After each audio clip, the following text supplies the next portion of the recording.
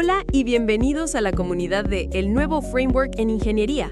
Si están aquí es porque comparten nuestra visión, dominar las bases de la ingeniería para liderar la innovación con inteligencia artificial. En esta sesión del curso de electrónica daremos un paso crucial en ese camino. En nuestra última sesión actuamos como detectives, identificando las fuentes de ruido y los mecanismos por los que se infiltran en nuestros circuitos. Hoy pasamos de ser detectives a ser arquitectos y urbanistas. Vamos a aprender las técnicas de diseño fundamentales en una placa de circuito impreso, o PCB, para construir defensas robustas contra esa interferencia. No vamos a hablar de componentes exóticos, sino de la geometría, de la disposición inteligente de las pistas de cobre, porque en el mundo de la alta frecuencia, la forma en que dibujamos las conexiones es tan importante como los componentes que conectamos. En primer lugar, y esto es lo más importante que aprenderán sobre el diseño de PCBs para EMC, hablemos de la base de todo, el plano de masa o ground plane. En nuestro último encuentro descubrimos a uno de los villanos más traicioneros, el acoplamiento por impedancia común, que ocurría cuando múltiples circuitos compartían un camino de retorno a masa que no era perfecto. El plano de masa es la solución elegante y poderosa a este problema. Imaginen una placa de circuito simple de dos caras. En lugar de dedicar una cara solo a unas cuantas pistas de masa que van serpenteando por la placa, dedicamos esa cara entera o una capa interna completa en una placa multicapa, a hacer una lámina sólida de cobre conectada a masa. Este es nuestro plano de masa. ¿Por qué es tan revolucionario? Piénsenlo con esta analogía. Un sistema de retornos de masa mal diseñado es como una red de pequeños caminos rurales para una gran ciudad. Si todos los coches, las corrientes de retorno, intentan volver a casa a la misma hora por esos caminitos, se crean atascos monumentales. El tráfico de un barrio afecta al de otro. El plano de masa, en cambio, es como pavimentar toda la superficie con una superautopista infinita de 1000 carriles. Cada coche puede tomar la ruta más directa y corta posible para volver a casa, sin interferir con los demás. Eléctricamente, esta superautopista de cobre proporciona un camino de retorno de impedancia extremadamente baja para todas las corrientes del circuito. Esto logra dos cosas mágicas. Primero, prácticamente elimina el problema de impedancia común. La caída de voltaje a lo largo del plano es tan minúscula que la masa de un componente de alta potencia no contamina la masa de un sensor sensible. Segundo, permite que la corriente de retorno de una señal de alta frecuencia fluya directamente debajo de su pista de señal, lo que, como veremos en un momento, minimiza el área del bucle de corriente y reduce drásticamente el acoplamiento inductivo. El plano de masa no es un lujo, es el cimiento sólido sobre el que construimos un diseño electrónico robusto. Con nuestro cimiento en su sitio, podemos hablar de las estrategias de enrutado, es decir, el arte de dibujar las pistas. En primer lugar, la guerra contra los bucles de corriente. Como vimos, los bucles grandes son antenas perfectas para captar ruido magnético. La regla de oro aquí es minimizar el área del bucle de corriente a toda costa. En la práctica, esto significa que la pista que lleva la corriente de retorno debe viajar lo más cerca posible de la pista que lleva la señal de ida. Si tenemos un plano de masa, la física se encarga de esto por nosotros.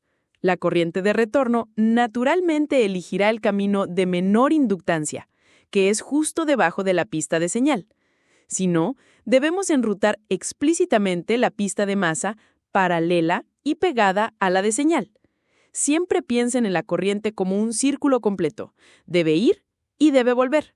Nuestro trabajo es hacer que ese círculo sea lo más pequeño y apretado posible. La segunda regla de oro combate el crosstalk, o acoplamiento capacitivo. ¿Lo recordarán? El cotilleo electrónico entre pistas paralelas. Para evitarlo, tenemos dos tácticas. La primera es la distancia social. Simplemente alejen las pistas unas de otras, especialmente si una lleva una señal ruidosa, como un reloj, y la otra una señal sensible, como la de un sensor. La segunda táctica, si no hay espacio, es evitar que corran en paralelo por largas distancias. Si dos pistas deben cruzarse, es muchísimo mejor que lo hagan en un ángulo de 90 grados.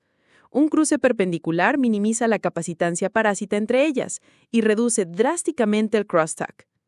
Finalmente, la tercera estrategia es el urbanismo inteligente. Hay que segregar las zonas.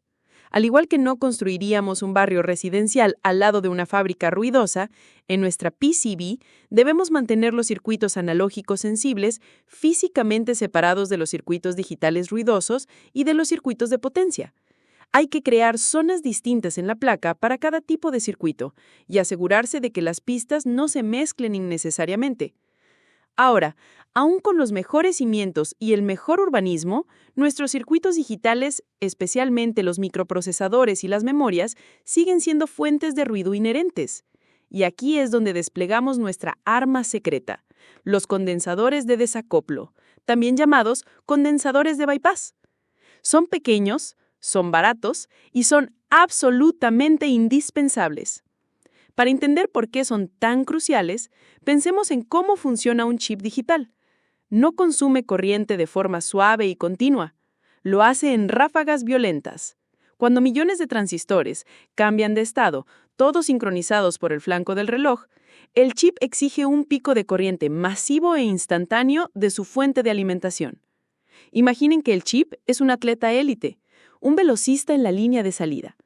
Para explotar en la carrera, necesita una inyección masiva de energía en una fracción de segundo. La fuente de alimentación principal de la placa es como la cantina del estadio. Está lejos y el agua tarda en llegar. Si el atleta tuviera que esperar a que le trajeran agua desde la cantina cada vez que necesita un sorbo rápido, su rendimiento sería pésimo. El condensador de desacoplo es la botella de agua personal del atleta, situada justo a su lado. Es un pequeño depósito local de carga eléctrica. Su única misión es estar ahí, cargado y listo para proporcionar ese pico de corriente instantáneo que el chip necesita. Cuando el chip grita pidiendo energía, el condensador se la entrega inmediatamente. Luego, en el tiempo que transcurre entre los siguientes ciclos de reloj, el condensador se recarga lentamente desde la fuente de alimentación principal, preparándose para la siguiente ráfaga. De esta manera, desacopla la demanda de alta frecuencia del chip de la fuente de alimentación principal. La pregunta clave es, ¿dónde y cómo los ponemos? La analogía nos da la respuesta. La botella de agua es inútil si está al otro lado de la pista. Tiene que estar al alcance de la mano. Lo mismo ocurre con los condensadores de desacoplo. Deben colocarse lo más físicamente posible al pin de alimentación, VSC, y al pin de masa, FND, del chip al que sirven. No al otro lado de la placa, no a unos centímetros de distancia. Lo ideal es que esté justo a la entrada del pin con las pistas más cortas y anchas posibles. ¿Por qué esta obsesión con la proximidad? Porque incluso 1 centímetro de pista de cobre tiene una pequeña inductancia, y a altas frecuencias, esa inductancia se opone al flujo rápido de corriente, haciendo que nuestro trago de agua llegue tarde. En resumen, hoy hemos aprendido 3 técnicas de diseño defensivo increíblemente poderosas. Hemos establecido la base de todo diseño robusto con un plano de masa sólido, nuestra superautopista para las corrientes de retorno. Hemos planeado nuestra ciudad electrónica con estrategias de enrutado inteligentes para minimizar bucles y crosstalk. Y hemos equipado a nuestros ciudadanos más exigentes, los chips digitales, con sus propias fuentes de energía instantánea, los condensadores de desacoplo, colocados con precisión quirúrgica. Estas técnicas no son meras sugerencias, son los principios fundamentales que garantizan que nuestros diseños pasen del prototipo frágil al producto real y compatible que el mundo real demanda.